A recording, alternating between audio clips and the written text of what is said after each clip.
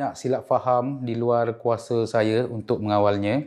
Ketika itu di Tenggiling Music Production dalam studio, saya dengan 50 ke 60 ribu orang artis lain datang ke studio untuk buat konten. Okay, dan ketika video tu dirakam, duit tu memang dah berterabur. Okay, digunakan oleh artis-artis yang lain. Jadi bukan saya yang taburkan duit. Itu pun bukan duit saya. Malah duit tu pun bukan duit betul sebenarnya. Okay, duit palsu sebagai prop untuk mereka buat konten-konten. Okay, saya bercakap bersama kawan-kawan macam biasa, santai. Dan saya sebenarnya perasan ada orang rakam video. Dan saya pun dah agak dah mesti video tu akan dipost. Okay, mustahil saya tak nampak pasal orang tu ada di depan saya. Okay, dan saya pun perasan kalau video tu dipost mungkin mendatangkan kecaman daripada netizen kepada saya kerana saya berkelakuan tidak senonoh, okay, dengan menyepak. Saya dengan duit memang macam tu. Okay, nampak duit seposen depan hidung pun saya akan langkah. Patah balik dan langkah semula. Patah balik dan langkah semula sampai saya penat.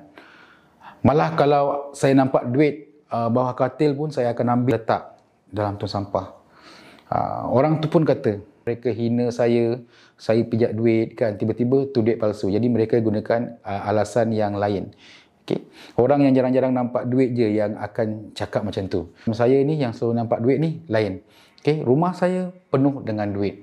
Buka almari, duit melimpah. Pergi ke dapur, buka kabinet, duit melimpah. Pernah satu hari tu saya hubungi bomba waktu terperangkap atas bumbung rumah kerana halaman rumah saya dibanjiri duit setinggi bumbung. Dari hari itu saya sediakan 2 buah bot penyelamat di luar rumah satu dan di dalam rumah satu.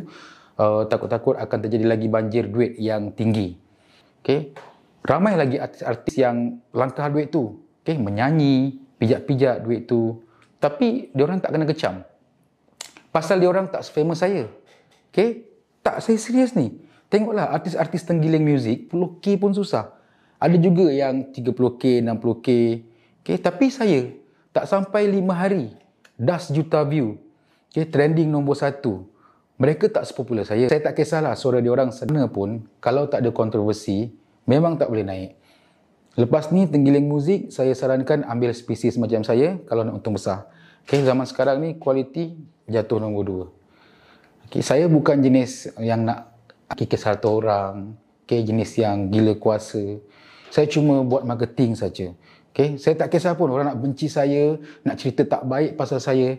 Kan, yang penting orang kenal saya. Okay, netizen ni cakap dia benci. Diam-diam dia akan beli juga produk orang-orang yang dia benci. Tengok pengalaman orang-orang sebelum ni, okay, mereka dibenci, okay, di sosial media. Tapi mereka berjaya. Orang beli barang mereka. Saya nak jadi orang. Okay. Saya sebenarnya memang tak ada niat nak minta maaf pun sebenarnya dekat netizen-netizen semua. Tapi oleh kerana kalau minta maaf ni kita nampak baik, kan? Jadi saya kena minta maaf lah atas video yang tular ni. Okay? Itu memang sebahagian daripada plan saya. Mula-mula bagi orang meluat dengan kontroversi kita. Lepas tu kita akan minta maaf. Buat baik dengan netizen. Dan time tu netizen akan komen. Alhamdulillah dah baik dah dia. Kan? Lepas tu netizen pun akan komen juga. Macam ni lah yang kita nak. Apabila komen-komen macam ni naik, so orang akan makin follow diri saya. Kalau perlu, saya akan pakai serban. Masa tu saya akan pakai serban untuk merealisasikan ini. Okay? Semalam saya dipanggil oleh seorang supervisor cleaner. Okay, apa yang beliau katakan, beliau lebih suka watak saya sebelum ni. Okay, seorang yang humble. Balas balik kata-kata beliau. Saya cakap, saya peduli apa? Kan? Dan memang itu sebenarnya. Kalau nak tahu saya macam mana, sikap saya yang sebenar-benarnya, cuba tengok 50 tahun ke belakang. Saya belum lahir lagi. Okey, kita anjakkan 10 tahun ke depan.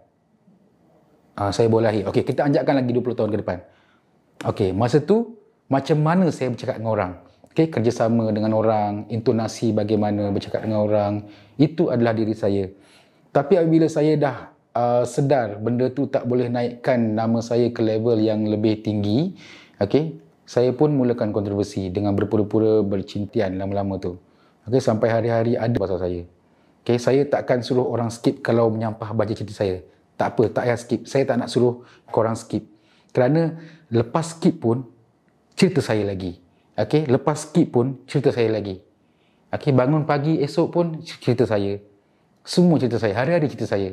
Jadi siapa-siapa yang ada niat untuk saya, hentikanlah niat tu kerana anda tak akan mampu mengelak dari membaca cerita saya hari-hari. Okey, saya maafkan apa yang orang kata dan maki tentang saya sebab mereka dah tolong saya naikkan populariti saya. Buat apa saya nak marah dekat orang yang menolong saya? Betul. Nak cakap sedih tu memang taklah. Kan? Malah gembira kerana tujuan saya tak pakai kata-kata macam tu. Zaman bila tu? Pakcik.